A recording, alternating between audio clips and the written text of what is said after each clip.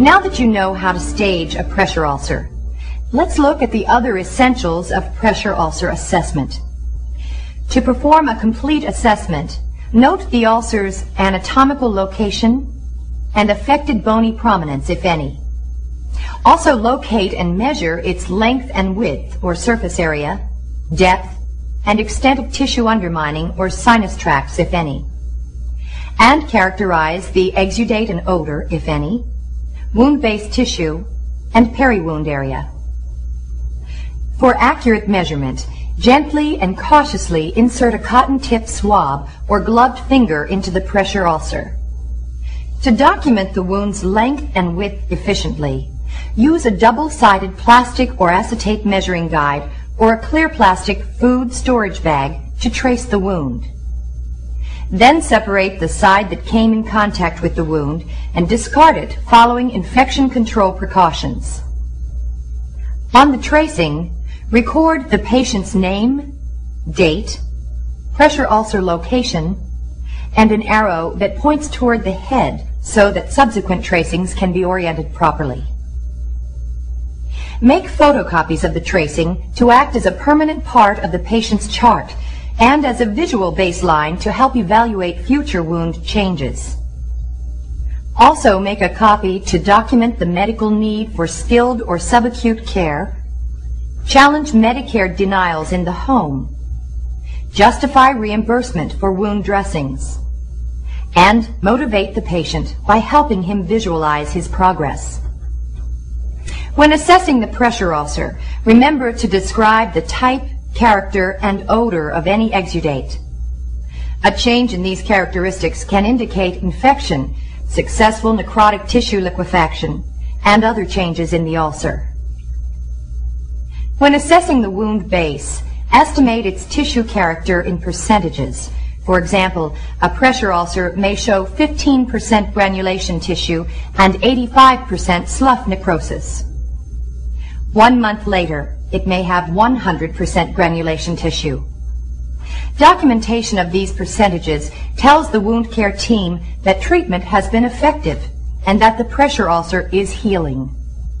Finally, inspect and palpate the peri-wound area, documenting any denudement, maceration, or erythema. Measure how far they extend beyond the ulcer margin and describe their intensity. Thorough documentation helps satisfy state inspectors, third-party payers, and facility licensing boards. It may also deter lawsuits. Thorough documentation may prevent a lawsuit by showing the patient and his family that all reasonable measures were taken to manage a pressure ulcer. When a lawsuit is unavoidable, thorough documentation can help refresh your memory of the patient's care, possibly after many years, and could be used as evidence that you complied with the standard of care. What can happen without thorough documentation? Plenty. Consider the case of the 40-year-old man with multiple sclerosis who was admitted for care with 2 pressure ulcers at stage 1 and stage 2. Upon discharge 3.5 weeks later, his ulcers had progressed to stage 3. He sued, contending that the nurses had failed to follow the doctor's orders about timely repositioning, causing the ulcers to worsen. The treating nurse testified that although the record did not mention all ulcer treatments, this didn't mean that the doctor's orders weren't followed. In a bench ruling, the magistrate awarded the patient $60,000, noting that the hospital's records were abominable.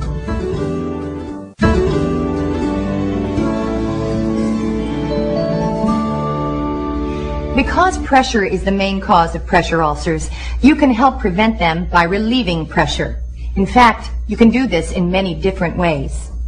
For example, you could implement a 2-hour or more frequent turning schedule for a patient at risk for breakdown due to a mobility or sensory impairment. After turning the patient, remember to position the body correctly to relieve pressure on major bony prominences, and use pillows or foam wedges to support the knees, ankles, and other body parts, or prevent them from putting direct pressure against each other. If the patient's legs are immobile, also use a device that relieves pressure on the heels by raising them off the bed. As a reminder, create a clock that lists body positions and turning times. Set aside meal times for the supine position. To eliminate any confusion about right and left, identify the patient's positions as facing the door, facing the window, and lying on her back. This simple turning schedule also makes monitoring easier. If you identify patients' turning schedules with colored dots on their nameplates, compliance can be monitored during a quick walk down the hall. For an at-risk patient who's in a wheelchair, explain pressure ulcers and how to prevent them. For example, teach him how to lift up in the chair, shift his weight, or use the tilt-recline mode on a specialty wheelchair. If the patient can participate in his own care, provide a copy of the AHCPR prevention booklet for patients. This teaching aid can help ensure positive patient outcomes and a successful QA program. If possible, set a timer or watch to sound every 15 minutes to remind the patient to shift his weight. Otherwise, teach the patient and his family to relieve pressure at least every hour while sitting in a chair. Another way to prevent pressure ulcers is to control moisture from incontinence, perspiration, and wound drainage, which predispose the skin to breakdown. If moisture can't be controlled, gently clean the skin. Use non-plastic coated underpads, briefs, or dressings to absorb moisture and keep the skin dry. And apply a moisture barrier if needed. However, if the patient has dry, flaky, or scaling skin, apply moisturizer regularly because these conditions can also increase the risk of pressure ulcers.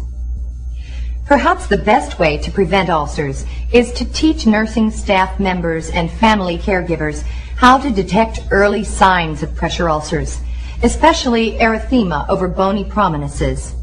Advise them to be alert for these signs when giving the patient her daily bath, because that's the best time to systematically inspect the skin.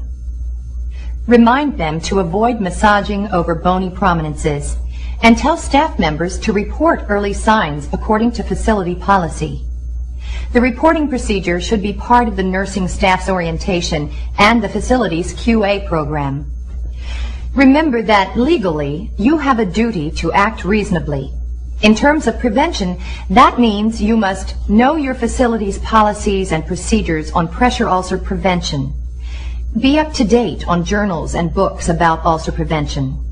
And use appropriate nursing care plans and nursing diagnoses related to pressure ulcer prevention.